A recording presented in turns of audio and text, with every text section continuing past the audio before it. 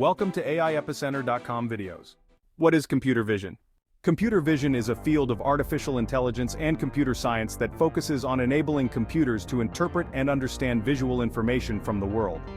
It involves developing algorithms and techniques that allow computers to process, analyze, and extract meaningful insights from images and videos, much like the human visual system.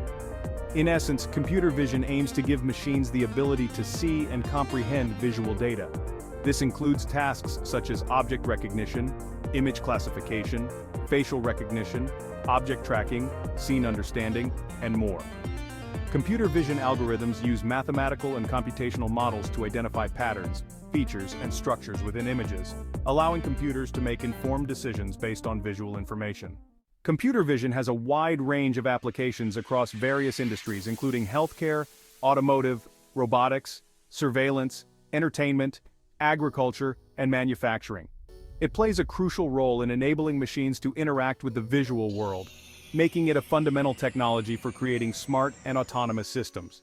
For more explanations of AI terminology, head over to Ai-Epicentre.com/how to understand AI terminology.